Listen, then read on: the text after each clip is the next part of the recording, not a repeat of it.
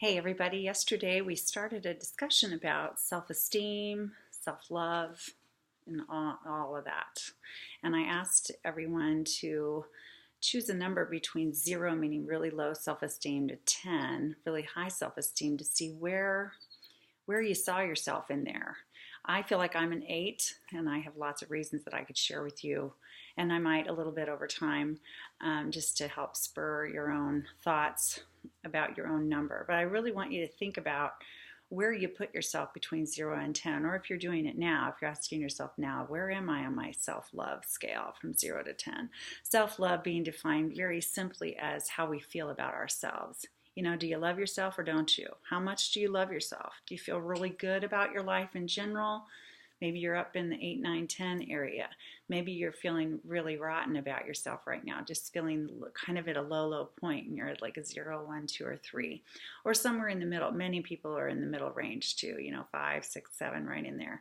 Doesn't matter what other people are in. It matters where you feel like you are at, and you're the only one who can really assess this because you know yourself well. You're the expert in your own life. So choose a number now if you haven't already between 0 and 10. And don't overthink it. You might just go, if you don't have a number already, why don't you go 1, 2, 3. Okay, what's the number that entered your head right now? And that is probably pretty close to what you're really feeling about yourself. So if you have a number in your head, I want you to ask yourself, for what reason did I choose that number? Like, what areas am I feeling really good in? What areas am I not feeling so great in? And we're going to look at some categories to focus in on in just a moment. No matter what your number is, one of the greatest indicators of how we really, really feel about ourselves deep down is how our self-talk, the nature of our self-talk. Now, what is self-talk? We all live with a little voice inside our head that talks to us all the time, right? There's an inner dialogue going on with people all day long. Researchers say we have approximately 50,000 thoughts a day, and that a high percentage of those thoughts are negative. They may be negative toward ourselves, they may be negative about the world, could be negative about anything you can imagine. But the problem is that when it's negative about ourselves, that chips away at our self-esteem and our self-love. And so I want you to notice your thoughts as you're going through the day and ask yourself, really pay attention. How am I speaking to myself? Am I kind to myself? Am I patient with myself? Or do I judge myself harshly? Am I pretty critical of myself and quickly think the worst of myself versus the best of myself? Do I give myself a break in how I speak to myself, or am I constantly, seeking perfection? And when I fall short of that, do I beat myself up pretty hard? Or am I kind about things that don't go reasonably well?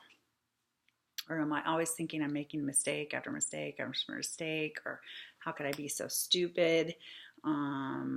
Things like that. So really watch your inner dialogue. That is probably the greatest sign to tell you where you're at with your self-esteem and self-love, actually, is how you treat yourself, how you speak to yourself. And it can be a very negative kind of self-talk or a very positive self-talk. Often we talk to ourselves in ways we wouldn't dream of talking to other people. I've always said that self-abuse is the worst abuse in the world. There's all kinds of terrible, terrible abuse that people inflict upon other people, physically, emotionally, verbally, sexually, financially, you name it. But actually, I think most people self-abuse more than people abuse other people. So it doesn't mean any of it's okay. None of it is okay. So let's start right here with ourselves. And I want you, every time you catch yourself being hard on yourself or saying something judgmental toward yourself, I want you to replace it with a positive thought. For example, if you feel stupid, something's happened, you don't understand it, or you think you made a stupid mistake and you're saying to yourself, boy, I am so stupid. I can't believe I did that. How could I not have understood that? I'm so dumb. I'm so stupid. I want you to go, ooh, oh, that's a really terrible way to speak to myself. What could I say differently that could still relate to this situation? So let's say you misunderstood something or you did something incorrectly and you're feeling stupid. So instead of saying to yourself that you're stupid, you could say, I am always willing to learn new things. I am open to learning. I am willing to try. I'm willing to try something new. I'm ready to try a different way. I am teachable. Does that sound? I am capable of learning something new. I forgive myself when things don't go smoothly. Things like that. You hear the more gentle approach to that? So, and then when you catch yourself speaking positively toward yourself, I want you to even pat yourself on the back more about that. So when you say, hey, I did a good job there, or I'm proud of myself today, I'm really happy with how I handled that. Or, wow, I got a lot done today. I feel really organized. I feel really on top of my game today.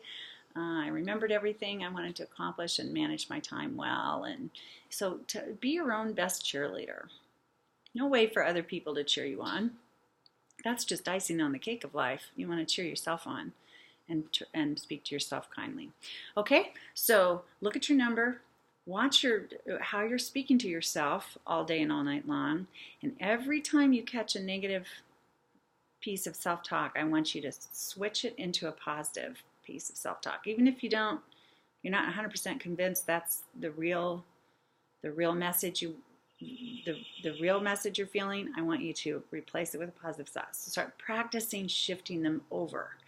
Practice shifting them over because we want the positive self-talk to very much outweigh the negative self-talk. Because when we speak to ourselves more kindly, we feel better about ourselves, right? We're being more loving toward ourselves, which means the ripple effect is we're going to be more loving toward others. We're going to feel better, and we will make choices that are better in our lives as well. So I mentioned categories earlier. So here's another thing for you to put some thought into, and then we might take a category or two a day in these next few days or whatever and kind of explore them in more depth. But I'd like you to look at life in 6 categories where self-love is concerned.